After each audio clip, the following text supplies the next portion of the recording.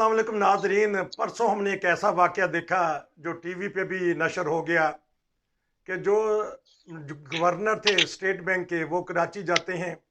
वहाँ बिजनेसमैन रोना शुरू हो जाते हैं, असल अथनुओं के साथ रोना जिसे कहते हैं। वहाँ रोए भी हैं उनके सामने और उनको चाबियाँ दे दी और कहते हैं कि जो 1350 पॉइंट गिरा है अगर स्टॉक एक्सचेंज, और 1.25 करोड़ रुपए का है, यानी कि अब अरबों रुपए का टीका लग गया, नुकसान हो गया।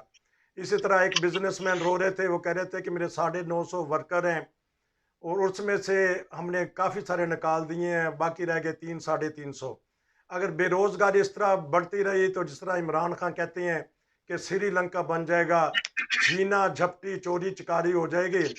और वही बात पूरी होती नजर आ रही है कि जिस तरह मोदी ने कहा था, वजीर आजम, इंडियन वजीर आजम ने कहा था कि देखा ना कि मैंने पाकिस्तान को किस तरह कटोरा पकड़ा दिया, कशकोल पकड़ा दिया है, वो भीख मांगता फिर रहा है। ये हमने अपनी आंखों से देख लिया कि हमारी हुकूमत, हमारे चीफ ऑफ आर्मी स्टाफ और हमारी वजीर आजम, हमारे दीगर वज़रा मुल्क मुल्क जा रहे हैं, कुछ ना कुछ डाल दिया जाए फिर भी, लेकिन वो पाकिस्तान संभल नहीं रहा। मैं चल दूंगा कनाडा, जी एम जफर साहब के पास। कभी ऐसे हालात आपने देखे थे पाकिस्तान में जो आजकल हैं? जी बताइएगा। जी अस्सलाम वालेकुम। हाँ, ऐसे हालात तो किसी ने भी नहीं देखे जी। हमारी तो इतनी ज्यादा उम्र नहीं है, जो हमसे डबल उम्र वाले लोग हैं हम्म, वो भी यही कह रहे हैं। और अगले दिन मैं नून लीग के शेख साहब का भी एक सुन रहा था कि वो भी रही रोना रो रहे थे कि जिंदगी में ऐसे हालात कभी नहीं देखे। जी ये देखें कि मसला यही है कि ताजिर भी रो रहा है, हर कोई रो रहे हैं, क्योंकि ताजिरों का नुकसान सबसे ज्यादा हो रहा है। हम्म, एक तो ये जो डॉलर डॉलर खेल रहे हैं, इसकी वजह से बहुत बड़ा मसला बना हुआ है। दूसरा ये कि लाखों की तादाद में कंटेनर ताजरों के जो है वो फंसे हुए हैं कराची पोर्ट के ऊपर, जो क्लियर नहीं हो रहे हैं और बेशुमार नुकसान हो रहा है। हम्म, और ये सब जो है सियासतदान, ये सिर्फ अपनी कुर्सी कुर्सी खेल रहे हैं और सबकी यही कोशिश है कि ये श्रीलंका बने हम्म, और वो इसको बना के छोड़ेंगे। अगर हम ये देखें कि इमरान खान साहब अगर ये कहते हैं कि ये श्रीलंका बन जाएगा, तो यार क्यों नहीं बैठते और सोचते कि इसको श्रीलंका ना बनने दें। जी असल में ये सारे सियासतदान ये चाहते हैं, और जिस तरह पंजाबी में कहते हैं ना कि गलियां हो जान सोनिया विच मिर्जा यार फिरे, हम्म, ये बिल्कुल इस मुल्क को तबाह बर्बाद करके ये चाहते हैं कि ये किसी काबिल ही ना रहे और फिर हम इसको दोबारा से फिर शुरू करें, हमारा इक़्तिदार आए और फिर अवाम चाय पीटते रहें, जो मर्जी होता रहे, इक़्तिदार हमारे पास आना चाहिए। तो हम एक दफा इसको तबाह करेंगे, फिर इसको बनाने की कोशिश करेंगे, फिर ये यही खेल चूहे बिल्ली का चल रहा है। इनको सिर्फ अपनी कुर्सियों की पड़ी हुई है। अगर इनकी नीयतें साफ हों तो आज ये क्यों नहीं साथ बैठते और कहते कि आओ इस मुल्क को श्रीलंका बचने से बचाएं। हम्म, बल्कि नहीं, ये बड़ी खुशी से कहते हैं कि श्रीलंका बनने जा रहा है और बनाने की कोशिश कर रहे हैं, तबाह कर रहे हैं। हर कोई चाहता है कि ये वहां तक पहुंच जाए जहां इसको नहीं पहुंचना चाहिए था, हम्म, ताकि हमारी सियासत चमके। तो खुदा ही बेहतर जानता है कि आगे क्या होगा, लेकिन वाकई ऐसे हालात कभी किसी ने नहीं देखे और बहुत मुश्किल वक्त आने वाला है। मैं तो अक्सर अपने लोगों से कहता हूं कि अपने दाने पानी जो घर में है वो संभाल के रखो, कोई पता नहीं आपको मार्केट से कुछ मिले या ना मिले। अपनी गाय भैंसे पालो और अपना दूध मक्खन जमा रखो ताकि कुछ खाने को मिले। कल यहाँ से ना आटा मिलेगा, ना दाल मिलेगी, ना गंदम मिलेगी, ना कुछ मिलेगा। तो वही बचेगा जो अपना उगाएगा और अपना पालेगा जानवर और अपना खाएगा। जी जब बताइएगा सरदार साहब, इन्होंने कहा कि जमा करके रखें, कोई जमा करने देगा? चोरी चकारी तो वैसे हो जाएगी, लूट मार हो जाएगी, किस तरह लोग बचेंगे, जी। किस तरह डॉलर आपने संभालेंगे? जी आपने तीन चार सवाल किए। सवाल ये था कि क्या पाकिस्तान की तारीख में कभी किसी ने देखा, हम्म, तो तारीख के साथ थोड़ी सी वाकियत रखने वाले कह सकते हैं कि इस हिंदुस्तान की 1000 साल तारीख में किसी ने ऐसा नहीं देखा। जी पाकिस्तान की जो 70 साल की तारीख थी, ये 70 साल की, 1000 साल की तारीख में किसी इस तरह के हालात कभी नहीं देखे। हम्म, दूसरी बात, हम में से अक्सर दो दोस्त जो है वो श्रीलंका की मिसाल देते हैं। देखें, श्रीलंका की पाकिस्तान के से हालात मुख्तलिफ हैं, जोग्राफियाई उसकी हदूदरबा मुख्तलिफ है। श्रीलंका के अंदर दो वजूहत बनी। एक ही है कि कोरोना आया तो टूरिस्ट आना बंद हो गया। जी और दूसरा ये है कि वो पेमेंट के उनके मामला बने, लेकिन उनके पास दोनों जो बड़ी इंडस्ट्री मौजूद थी, उनके पास एक चाय की पत्ती और दूसरा टूरिस्ट, ये दोनों वापस अपनी जगह पे आ जाएंगे। लेकिन हमारे यहाँ जो हमने सब कुछ खड़ा किया हुआ था, हमारा ये सब कुछ जो है वो मांगे तांगे पे खड़ा किया हुआ था। 70 साल से हमारा कशकोल का साइज छोटा बड़ा तो होता रहा है, स्पेशली पिछले 50 साल से। 50 साल से कशकोल का। अब ये है कि जो देने वाले थे उनको भी मालूम था, और कशकोल के अंदर जो छेद थे और वहां से जहां माल जाता रहा वो भी दुनिया के सामने आ चुका है। ये दुनिया जो है, ये सोशल मीडिया का दौर है, या दुनिया को सब मालूम होता है कहाँ पे क्या हो रहा है। अब देने वालों को मालूम है कि इनकी आयशु के लिए, कल सऊदी अरब ने यही कहा कि हम आपकी आयशु के लिए दे सकते हैं, हम टैक्स का पैसा देते हैं, और जब हम आवाम से टैक्स लेते हैं तो हम जिस मकसद में दें, कि मकसद आपको वाज़ेह करना पड़ेगा। एक बात। दूसरी बात, आपने कराची चैम्बर ऑफ कॉमर्स की बात की है, वहाँ जो कंटेनर फंसे हुए हैं, एक कंटेनर का 8 से 10 हजार रोज का एवरेज बढ़ता जा रहा है, डॉलर में है। यही आवाम से उन्होंने, ताजरों ने आवाम से जाके लेना है।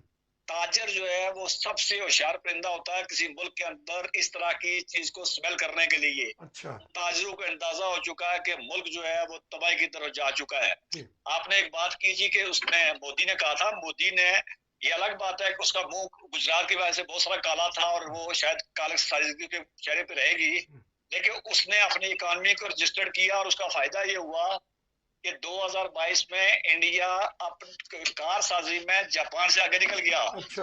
और आज की खबर ये है कि उसने एप्पल के साथ एग्रीमेंट किया है कि 50% जो है ये आने वाले वक्त में उसके मुल्क के अंदर बनेंगे। टेक्नोलॉजी में वो यूरोप का मुकाबला करता है, अमेरिका का मुकाबला करता है, उसके बाद 5वीं 6ठी बड़ी मैशत है वो। लेकिन जो हमारे यहाँ था, हमारी मुल्क की तबाही में, 70 साल की तबाही में वो सब शामिल है। एक बड़े मशहूर स्कॉलर और बड़ी मजहबी लीडर, जिनका नाम शायद मैं लेना नहीं दोबारा करूंगा, जो बेसिक कांग्रेस के थे, जिन्होंने कहा था 53 में कि मैंने एक अपनी चिंगारी लगा दी।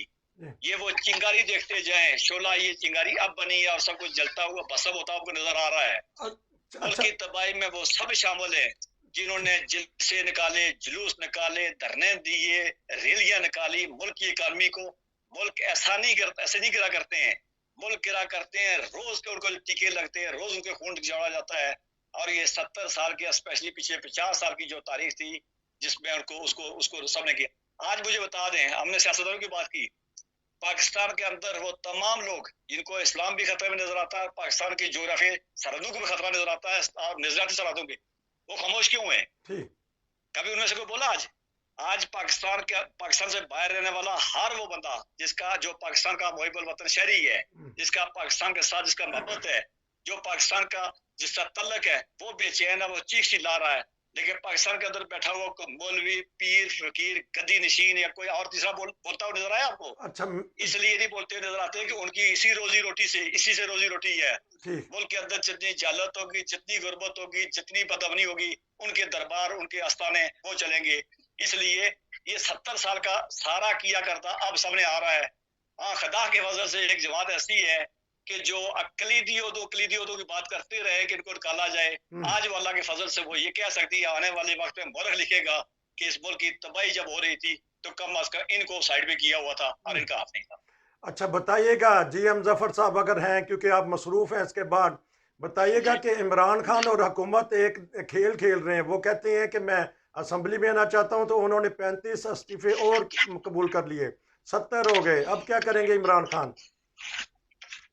देखें, यही होता है कि कौन किस तरह अपना कार्ड खेलता है। इमरान खान साहब ये समझते थे कि सारे कार्ड मेरे हाथ में ही हैं, दूसरों के हाथ में कुछ भी नहीं है।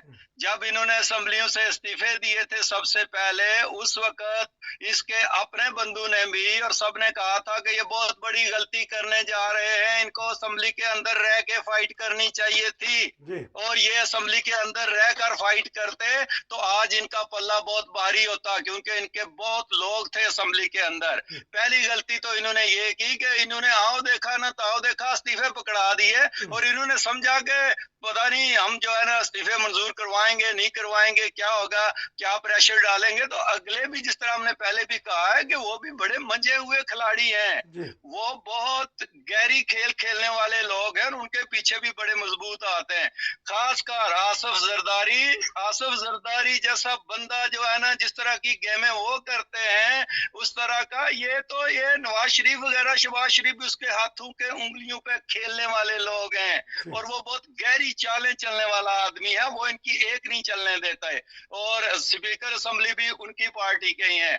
देखें, अब इनको पता चल गया था कि अब मशवरा अपोजिशन से होना था ना, अपोजिशन में जब ये है ही नहीं है तो किससे वो मशवरा करेंगे। फिर इनको ख्याल आया कि ओह, इस्तीफे मंजूर ना कहीं हो जाए, हम चलते हैं, चल के असेंबली में बैठते हैं, जी और जाके बैठने की कोशिश की। अगलों के हाथ में एक जो है ना वो पर्ची थी, उन्होंने उसको इस्तेमाल किया है, ये आप कुछ नहीं कह सकते। पहले वो इनको चीज चढ़ाते हैं किस्म के, दो इस्तीफे, तोड़ो असेंबली, फिर वो रोकने की भी कोशिश करते। ये सब गेमें चल रही हैं, और हर कोई एक से एक तुर्क की चाल चलता जा रहा है, और इसमें तबाही आएगी। कुछ जो है ना वो फायदा होने वाला। अब इमरान खान साहब रोएंगे कि अब मेरे इस्तीफे जो है ना वो क्यों मंजूर हुए हैं। जी अब अगर ये आज ये भी ना होते तो ये जा रहे थे सारे दरखास्त देने के लिए कि हमारे इस्तीफे मंजूर ना करें, जी चीख उठे थे, बिल्कुल जी हाथ खड़े कर दिए थे जी इन्होंने। तो ये इसी तरह खेल चलता रहेगा, लेकिन तबाही आखिरकार इकोनॉमी की वजह से मुल्क की होगी, क्योंकि इनके पास कोई पैसा नहीं है इलेक्शन कराने के लिए। अगर कराएंगे तो जुल्म करेंगे लोगों के ऊपर, और मजीद बोझ पड़ेगा, और मजीद तबाही होगी। इसलिए इनको चाहिए था कि अकल से काम लेते, असम्बलियां चलने देते। 2-4 महीने से क्या फर्क पड़ जाएगा। जी क्या कर लिया इन्होंने 4 साल रह के, हम्म उन्होंने क्या कर लिया था जो पहले रह गए थे 5 साल। ये कुछ भी फर्क नहीं पड़ना था, चुप करके लगे रहते, और असेंबलियों को अपना टाइम पूरा करने देते। 2-4 महीने के बाद इलेक्शन, अगर आज भी ये ऐलान करें तो 2-4 महीने के बाद ही जी इलेक्शन होंगे ना, क्या फर्क पड़ेगा 2 महीने से। तो ये बहुत बहुत बड़ी जो है ना, ये कर रहे हैं गलती, और अब इनके हाथ में कुछ भी नहीं आएगा। लेकिन ये शोर पड़ता रहेगा, इलेक्शन अपने टाइम पर ही इन्होंने लेकर जाना है, बाई हुक और बाई क्रूक। तो ब- चलें अब सरदार ब- साहब से अगला ले लें इंटरव्यू। मैं जरा बिजी होने लगा हूँ, तो ठीक है जी, खुदा बहुत हाफिज। बहुत शुक्रिया ले जी। मैं सरदार साहब के पास चलता हूँ। स्टैब्लिशमेंट क्या सोच रही है? मुआशी मार्शल लॉ लगने का खतरा है, क्या देख रहे हैं? 2-4 मिनट में बताइएगा। देखें, एस्टेब्लिशमेंट तो परवेज इलाही को और 146, वो जो 186 का नंबर था उसी को देख के, असल मुसीबत ये है कि जहाँ ठंडे कमरों में बैठ के जहाँ पेपर वर्क किया हुआ उसका ग्राउंड रियलिटी से तल्लक नहीं होता है, जी और वो उसी पे बैठे होते हैं, जबकि जो बाहर बैठा होता है उसको इन आउट का पता होना चाहिए, हालात का पता होना चाहिए। दूसरी बात जो है, आपको याद होगा कि जिस दिन ये इमरान खान साहब के खिलाफ अदम एतमाद की तहरीक पेश हुई और इमरान खान साहब ने इस्तीफा दिया, तो हमने ये प्रोग्राम में बात की थी, वो प्रोग्राम लोग निकाल के चेक कर सकते जी हैं कि ये एक इतना बड़ा जुआ खेल गए कि अब ये ना तो इलेक्शन रिफॉर्म में जाएंगे, ना इनकी मर्जी से केयर टेकर हुकूमत बनेगी, जी और उसके बाद वो जोश में आके उन्होंने सब कुछ खेला। और अब जो है हालात ये हैं कि उन्होंने भी गिले चुप चुप एक अपने तरीकाकार से खेले। 4 दिन पहले प्रोग्राम में हमने बात की थी, मैंने कहा था कि अब डे बाई डे पाकिस्तान की सियासत तब्दील होती जाएगी, और आप कुछ भी जो है अंदाजा लगाना मुश्किल होता जाएगा।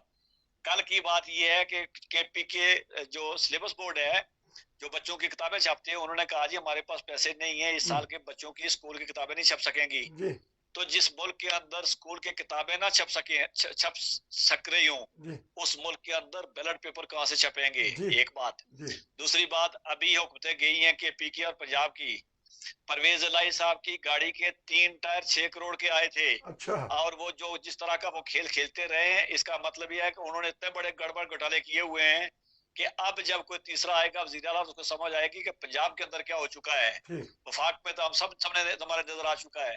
इसलिए मुल्क के हालात जो है वो जो दिन ब दिन जो बिगड़ते जाएंगे, और किश्ती जो है वो जो पानी के ऊपर जुड़ रही है, अब लगता ही है कि पानी दाखिल आना शुरू हो चुका है और किसी के पास कोई रास्ता नहीं है।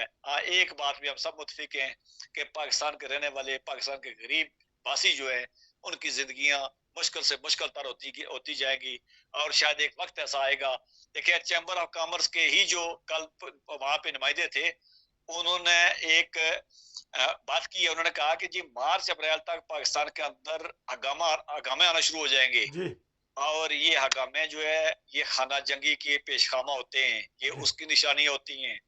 मार्च के रमजान का महीना आ रहा है, रमजान के महीने में पाकिस्तान में वैसे भी 200% जो है वो महंगाई बढ़ जाया करती है। हम्म। और ऊपर से IMF का मुतालबा भी आ चुका है, सऊदी अरब का मुतालबा भी आ चुका है।